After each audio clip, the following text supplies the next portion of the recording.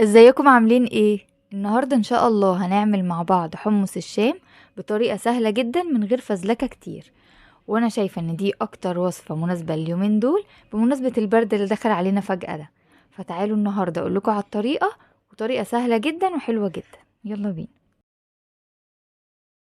وبالنسبة بقى للمكونات فهي سهلة جدا.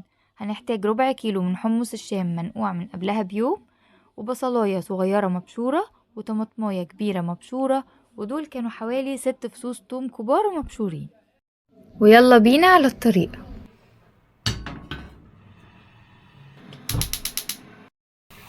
وأول حاجة هحط حلة على النار وهحط فيها تقريبا من لتر ل2 لتر من المية المغلية. هو مش شرط تكون مية مغلية، بس أنا عشان تنجز معايا في الوقت. وكتروا بقى مية على قد ما تقدروا، لأن زي ما انتوا عارفين أحلى حاجة في الحمص هي المية. بس طبعا انتوا كل واحد وذوقه. لا، هنا بقى انا كنت عملت حاجة اشربها عشان اعمل الاكل بمزاج. اهم حاجة من الاكل عشان تطلع حلوة لازم تعملوها بمزاج. ويلا بقى نرجع للوصفة من تاني. شوفوا بقى، بعد ما المية ما غليت معايا كده هبدأ انزل على طول بالحمص المنقوع. ومهم جدا تكونوا ناقعينه من قبلها بيوم، لان ده بيسهل في عملية السوا جدا للحمص.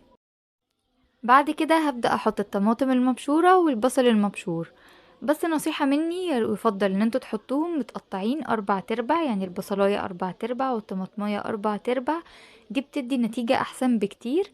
وممكن تاخدوهم بعد ما يكونوا اتسلقوا تفرموهم في الخلاط وترجعيهم للخليط تاني.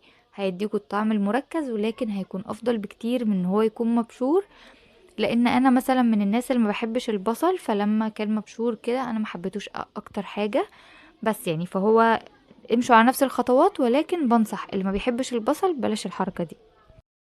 وبعد كده هحط الثوم المفروم زي ما انتوا شايفين، وهسيبها بقى على النار شوية.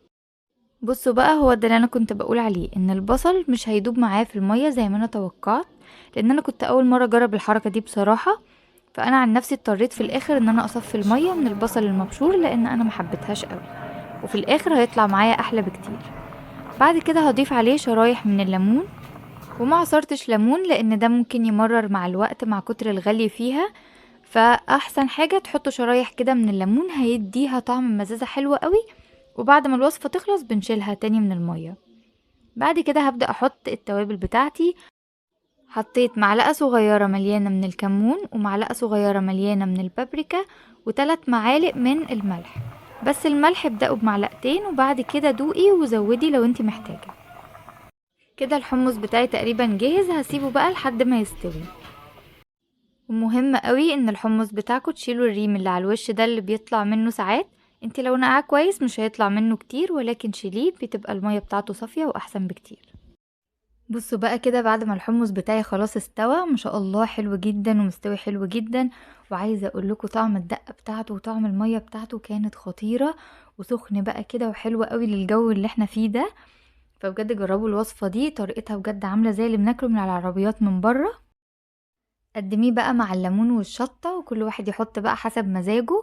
وبس كده، اتمنى يكون فيديو النهاردة فاتكم وعجبكم. واتمنى ان انتوا تجربوا الوصفة بالطريقة زي ما قلتها لكم بالظبط.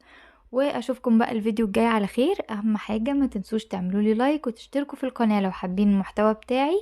واشوفكم بقى الفيديو الجاي على خير، وباي باي.